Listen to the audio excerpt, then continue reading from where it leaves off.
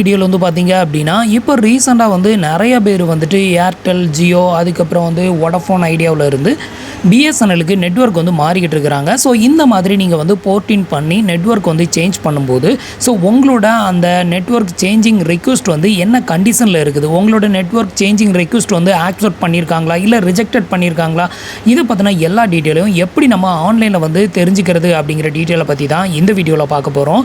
So இதுக்கு வந்து பார்த்தீங்கன்னா கீழே வந்து டிஸ்கிரிப்ஷனில் இந்த வெப்சைட்டோட லிங்க் வந்து கொடுத்துருக்கேன். அந்த லிங்க்கில் போனீங்க அப்படின்னா டேரெக்டாக இந்த வெப்சைட் வந்து ஓப்பன் ஆகும். இது மூலமாக நம்மளோட நெட்வொர்க் சேஞ்சிங் ரிக்வஸ்ட் என்ன கண்டிஷனில் இருக்குது அப்படிங்கிறத நம்ம ஈஸியாக வித்தின் செகண்ட்லேயே வந்து செக் பண்ணிக்கலாம். இதை எப்படி நம்ம செக் பண்ணுறது அப்படிங்கிறத இப்போ வந்து ஸ்டெப் பை ஸ்டெப் வந்து பார்க்கலாம். அதுக்கு முன்னாடி நீங்கள் இது மாதிரியான யூஸ்ஃபுல்லான இன்ஃபர்மேஷனை தெரிஞ்சுக்க மறக்காமல் நம்மளோட சேனலுக்கு சப்ஸ்கிரைப் பண்ணிக்கோங்க. இப்போ வந்து பார்த்தீங்கன்னா கீழே கொடுத்துருக்க லிங்கை கிளிக் பண்ணி இந்த வெப்சைட்டுக்கு வந்து வந்துக்கோங்க. வந்ததுக்கப்புறமா வந்து பார்த்தீங்கன்னா நீங்கள் எந்த மொபைல் நம்பரை வந்து இப்போ நெட்வொர்க் சேஞ்ச் பண்ணுறதுக்கான ரிக்வஸ்ட் வந்து கொடுத்துருக்கீங்களோ அந்த மொபைல் நம்பரை இந்த இடத்துல என்ட்ரு பண்ணிக்கோங்க.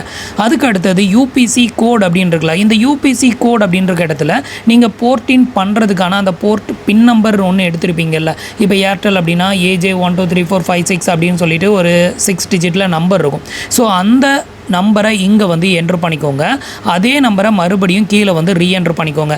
இது நீங்கள் ஜியோவில் வந்து பண்ணியிருந்தீங்க அப்படின்னா JT அப்படின்னு போட்டு ஒரு 6 டிஜிட் நம்பர் இருக்கும். ஸோ அந்த நம்பரை தான் வந்து இந்த இடத்துலையும் வந்து என்ட்ரு பண்ணணும். இந்த ரெண்டையும் என்ட்ரு பண்ணிவிட்டு இந்த டெக் பாக்ஸையும் டிக் பண்ணி விட்டுட்டு சப்மிட் கொடுத்துட்டீங்க அப்படின்னா உங்களோட நெட்வொர்க் சேஞ்சிங் ரிக்வஸ்ட் என்ன ஸ்டேட்டஸில் இருக்குது அப்படிங்கிறத பார்க்கலாம்.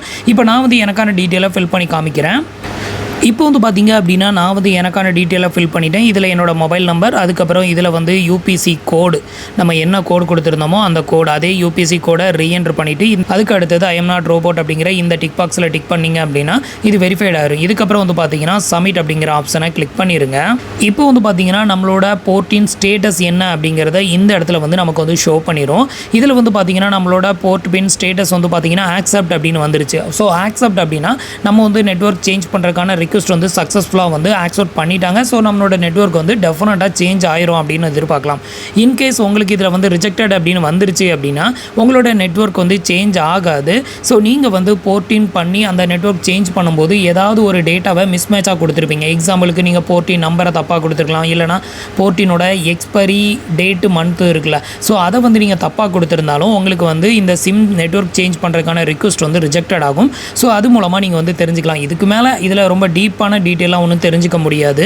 ஸோ இதில் வந்து பார்த்தீங்கன்னா உங்களோட மொபைல் நம்பர், அதுக்கப்புறம் நம்ம எந்த நெட்வொர்க்கில் இருந்தோம் அப்படிங்கிறது ஏர்டெல்லில் இருந்திருக்கும். அடுத்தது எதுக்கு நான் வந்து சேஞ்ச் பண்ண போகிறேன்னா BSNL GSM சிம்முக்கு வந்து சேஞ்ச் பண்ணதுக்கு ரிக்வஸ்ட் கொடுத்துருக்கேன். நம்மளோட யூபிசி கோடு என்ன அப்படிங்கிறது இங்கே பார்க்கலாம். ஸோ இதோட வேலிடிட்டி டேட் வந்து பார்த்தீங்க அப்படின்னா இதில் வந்து மென்ஷன் பண்ணியிருக்காங்க. ஸோ இது எல்லாத்தையுமே உங்களால் வந்து இங்கே வந்து பார்க்க முடியும். ஸோ இவ்வளோ தான் வந்து பார்த்தீங்கன்னா நம்ம செக் பண்ணுறதுக்கான டீட்டெயில். இதுக்கு மேலே வந்துட்டு நம்ம வந்து செக் பண்ண முடியாது. இதுக்கப்புறம் வந்து பார்த்தீங்கன்னா ஒரு 3 or 4 days நீங்கள் வெயிட் பண்ணிங்கன்னா உங்களோட நெட்வொர்க்கில், அதாவது நீங்கள் ஆல்ரெடி போட்டிருந்த சிம்மில் வந்து எப்போ டவர் வந்து ஃபுல்லாகவே கட் ஆகுதோ அதுக்கப்புறமா நீங்கள் நியூ சிம் எடுத்து இன்சர்ட் பண்ணும்போது உங்களுக்கு வந்து அந்த சிம் வந்து ஆக்டிவில் வந்து வந்துடும். ஸோ இதுக்கு வந்து பார்த்தீங்கன்னா அதாவது நெட்வொர்க் சேஞ்ச் பண்ணுறதுக்கு குறைஞ்சபட்சம் 1 டேலேருந்து மேக்ஸிமம் 4 days வரைக்கும் டைம் ஆகும் அப்படின்னு சொல்லியிருக்காங்க. ஸோ அது வரைக்கும் கொஞ்சம் வெயிட் பண்ணுங்கள். ஸோ எனக்கு வந்து பார்த்தீங்கன்னா எனக்கு வந்து ஆக்செப்ட்னு வந்துடுச்சு, பட் இன்னும் வந்து நெட்வொர்க் வந்து கட் ஆகலை. ஸோ கட் ஆனதுக்கு அப்புறம் தான் நம்ம வந்து நியூ சிம்மை வந்து இன்சர்ட் பண்ண முடியும்.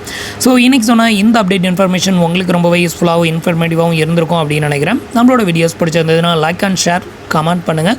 மறக்காமல் சப்ஸ்கிரைப் பண்ணி சப்போர்ட் பண்ணுங்கள். தேங்க்ஸ் ஃபார் வாட்சிங்.